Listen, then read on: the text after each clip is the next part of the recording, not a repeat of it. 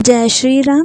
गया में आज भी तुलसी का पौधा नहीं उगता और ब्राह्मण कभी भी संतुष्ट नहीं होते। इसकी कथा बेहद ही रोचक है। सनातन धर्म की मोक्ष स्थली गया जी में विष्णुपद मंदिर है, लेकिन विष्णु जी पर चढ़ने वाला तुलसी का एक भी पौधा वहां नजर नहीं आएगा।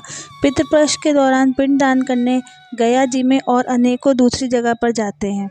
ऐसा माना जाता है कि मरे हुए व्यक्ति का पिंड दान करने से उसकी आत्मा को शांति मिलती है। यदि सच्चे मन से पितरों की सद्गति की कामना पितृ पक्ष में की जाए तो पितृ देवता उससे भी संतुष्ट हो जाते हैं। जैसा कि वायु पुराण में उल्लेखित है कि सीता जी ने श्रद्धा पूर्वक बिना किसी सामग्री का प्रयोग कर मात्र रेत द्वारा दशरथ जी का पिंड दान कर उनका आशीर्वाद प्राप्त किया। कहा जाता है कि गया में 5 वस्तु शापित हैं: कौआ, फल्गु, तुलसी, ब्राह्मण व गाय। यही कारण है कि यहाँ तुलसी का एक भी पौधा उगता नहीं है। महाब्राह्मण अर्थात महापात्रा कभी संतुष्ट नहीं होते। फल्गु नदी में कभी पानी नहीं ठहरता। कौआ हमेशा लड़ झगड़ कर ही खा पाता है। ये सब बातें सदियों से चली आ रही उस परंपरा की ही हैं, जिसे हम आज भी पूरी मान्यता और विश्वास के साथ ग्रहण करते हैं। आइए सुनते हैं वाल्मीकि रामायण का एक प्रसंग और जानते हैं कि क्या महिलाएं भी कर सकती हैं श्राद्ध। रामायण काल में जब पुत्र वियोग में राजा दशरथ की मृत्यु हो गई थी, तब वनवास पर गए उनके बड़े बेटे भगवान राम और लक्ष्मण की अनुपस्थिति में बहू सीता ने यहाँ पिंडदान की रस्म निभाई थी। वाल्मीकि रामायण में वर्णित घटना के अनुसार वनवास के दौरान भगवान श्री राम, लक्ष्मण और माता सीता पितृपक्ष में श्राद्ध करने के लिए बिहार के गया पहुंचे। वहां महाब्राह्मण ने श्री राम और लक्ष्मण को श्राद्ध कर्म के लिए आवश्यक सामग्री जुटाने के लिए कहा। इधर श्री राम और लक्ष्मण नगर की ओर सामान लाने के लिए निकल पड़े। उधर माता सीता नदी किनारे बैठी रहीं। इधर दशरथ की व्यग्रता बढ़ती ही जा रही थी। राम और लक्ष्मण नहीं लौटे थे। इसी दौरान भूख से व्याकुल दशरथ ने माता सीता से पिंड की मांग कर दी। सीता माता असमंजस में पड़ गईं। सीता माता ने दशरथ की व्याकुलता को समझते हुए यह निर्णय लिया कि वह स्वयं अपने ससुर दशरथ का पिंडदान करेंगी। उन्होंने फल्गु नदी के साथ साथ वट वृक्ष, कौआ, तुलसी, ब्राह्मण व गाय को साक्षी मानकर स्वर्गीय राजा दशरथ का पिंडदान विधि विधान के साथ किया। जैसे ही उन्होंने हाथ जोड़कर प्रार्थना की तो राजा दशरथ ने माता सीता का पिंडदान स्वीकार कर लिया। सीता माता इस बात से प्रफुल्लित हुई कि उनकी पूजा दशरथ जी ने स्वीकार कर ली है। श्री राम जब लौटे तो उन्होंने सीता पर विश्वास नहीं किया। वो इस बात को मानने से इनकार कर गए।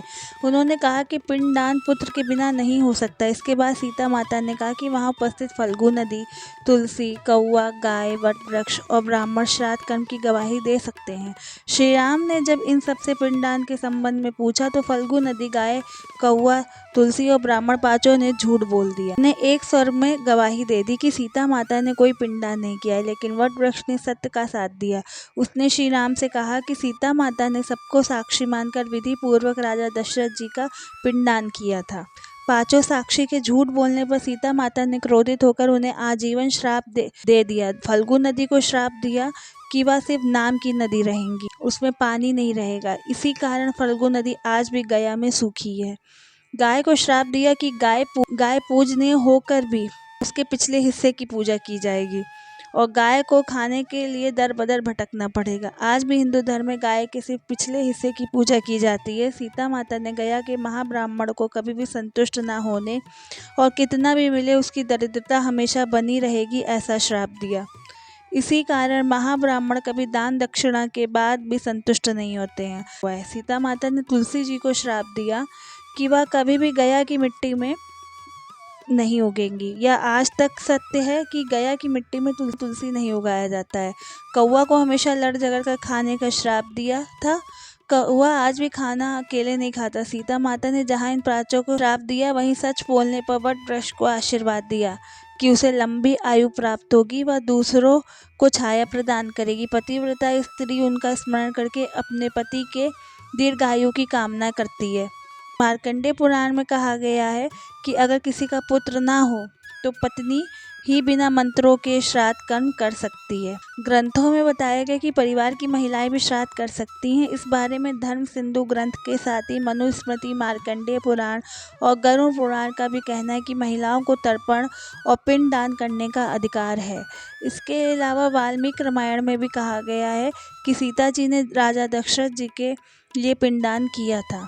श्राद्ध करने की परंपरा बनी रहे और लोग अपने पितरों को ना भूलें, इस तरह की व्यवस्था बनाई गई है। अलावा अन्य ग्रंथों में बताया गया कि परिवार और कुल में कोई पुरुष न हो तो सास का पिंडदान बहू भी कर सकती है। गरुड़ पुराण में बताया गया कि अगर घर में कोई बुजुर्ग महिला है तो युवा महिला से पहले श्राद्ध कर्म करने का अधिकार उसका होगा। विवाहित महिलाओं को है श्राद्ध करने का अधिकार। महिलाएं श्राद्ध के लिए सफ़ेद या पीले कपड़े पहन सकती हैं। पुत्र या पति के नहीं होने पर बहू या पत्नी कर सकती है। श्राद्ध कौन कर सकता है, इस बारे में गरुड़ पुराण के 11वें अध्याय में बताया गया है। उसमें कहा गया है कि ज्येष्ठ पुत्र या कनिष्ठ पुत्र के अभाव में बहू पत्नी को श्राद्ध करने का अधिकार है। इसमें ज्येष्ठ पुत्री या एकमात्र पुत्री भी शामिल है। अगर पत्नी भी जीवित ना हो तो सगा भाई अथवा भतीजा, भांजा, नाती, पोता आदि कोई भी श्राद्ध कर सकता है। सबके अभाव में शिष्य, मित्र, कोई भी रिश्तेदार अथवा कुल पुरोहित मृतक का श्राद्ध कर सकता है। इस प्रकार परिवार के पुरुष सदस्य के अभाव में कोई भी महिला सदस्य व्रत लेकर पितरों का श्राद्ध तर्पण कर सकती है। अगर आपको मेरा ये वीडियो पसंद आया तो प्लीज़ लाइक, शेयर, सब्सक्राइब कीजिएगा। Thank you. जय श्री कृष्ण।